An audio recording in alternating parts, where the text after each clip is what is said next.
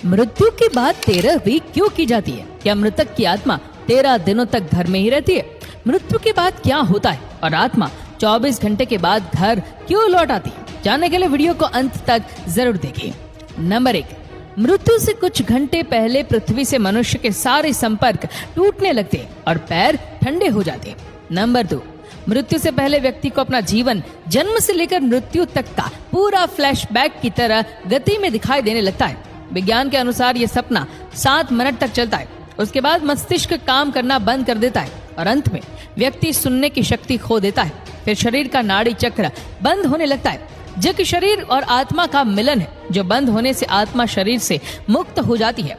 Number 3, लंबे समय तक शरीर में रहने के कारण आत्मा शरीर को छोड़ नहीं पाती है और कई बार शरीर में प्रवेश करने की कोशिश करती है, लेकिन असफल रहती है। जिस तरह हमारे लिए किसी की मृत्यु को स्वीकार करना मुश्किल होता है, उसी तरह आत्मा भी उसकी मृत्यु को अस्वीकार कर देती है।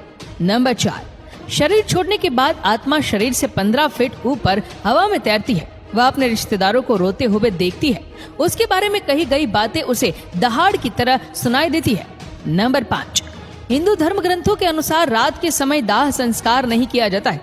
दाह संस्कार सूर्योदय की पहली किरण के बाद ही किया जाता है। यदि किसी व्यक्ति का दाह संस्कार रात के समय किया जाता है तो उसकी आत्मा प्रेत योनि में प्रवेश कर जाती है। उसके बाद आत्मा हमेशा प्रेत योनि में ही भटकती रहती है। नंबर 6, मरने के बाद शव को एक पल के लिए भी अकेला नहीं छोड़ा जाता। अगर शव को रात भर घर में रखना पड़े तो सभी रिश्तेदार शव की निगरानी करते। एक बार एक गांव में एक शव को अकेले छोड़ दिया गया था। कुछ क्षण बाद भूतों ने शव पर कब्जा कर लिया और शव ने पूरे गांव को जला दिया। गांव में हनुमान जी का एक मंदिर था, जो मृत शरीर पर भूत का साया था।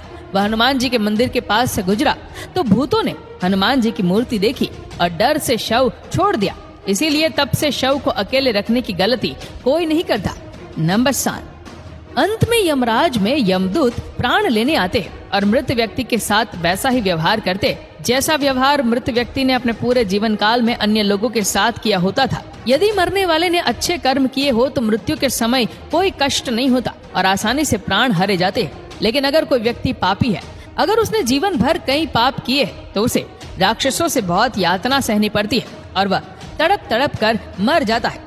नंबर 8, फिर आत्मा को यमदूतों द्वारा एक चमकदार गुफा के माध्यम से यमलोक ले जाया जाता है। रास्ते में आत्मा को वैतरणी नदी पार करनी होती है। इस नदी में आग की लपटें होती है। अगर आत्मा ने अच्छे कर्म किए हैं तो वह आसानी से नदी पार कर सकती है, लेकिन पापी व्यक्ति को अत्यधिक पीड़ा और यातना का सामना करना पड़ता है और कष्ट उठाना पड़ता है।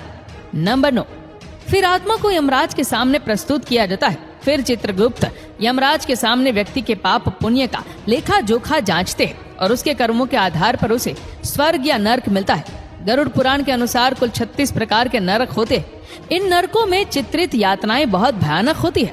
नंबर 10, यदि कोई व्यक्ति आत्महत्या करके अपने प्राण त्याग देता है तो उसे अधिक कष्ट सहना पड़ता है, क्योंकि उसने जीवन के नियत समय से पहले ही प्राण त्याग दिए। ये शरीर हमारा नहीं है, ये किराए का घर है। इस शरीर को धारण करने से जीवन दुनिया में आता है। जब आत्मा शरीर छोड़ती है तो शरीर नष्ट हो जाता है। मानव शरीर 5 तत्वों से बना है और अंत में 5 तत्वों में विलीन हो जाता है और आत्मा अपने कर्म के अनुसार स्वर्ग या नरक की यात्रा पर निकल जाती है। नंबर 11, गरुड़ पुराण के अनुसार हमारे वास्तविक जीवन में किए गए कर्म ही व्यक्ति को स्वर्ग या नरक की प्राप्ति कराते हैं। लेकिन यदि कोई साधु, संत या तपस्वी है तो ऐसी पवित्र आत्मा को मोक्ष की प्राप्ति होती है। नंबर 12, सबसे बड़ा सवाल ये है कि हमें ये सब बातें कैसे पता चलती है?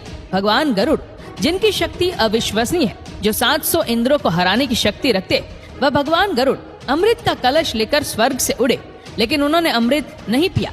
फिर भी भगवान गरुड़ अमर होने का वरदान मिला। गरुड़ भगवान को नहीं पता मृत्यु के बाद क्या होता है, इसीलिए जिज्ञासावश उन्होंने भगवान श्री हरि नारायण से एक प्रश्न पूछा और इस ज्ञान को हम गरुड़ पुराण के नाम से जानते हैं। भगवत गीता में श्री कृष्ण ने कहा है, आत्मा न तो जन्मती है और न ही मरती है। आत्मा केवल वस्त्र की तरह एक शरीर से दूसरे शरीर में जाती है। केवल शरीर नष्ट होता है, आत्मा नहीं। शरीर नाशवान है, आत्मा अमर है। जीवन हमेशा मृत्यु का चक्र है, इसीलिए मरने से पहले मत मरो, मौत से पहले कभी मत मरो। अंतिम समय में राम नाम सत्य है, इसीलिए बोला गया, क्योंकि राम संपूर्ण जीवन का सार है। श्री राम सर्वश्रेष्ठ है, राम सत्य है।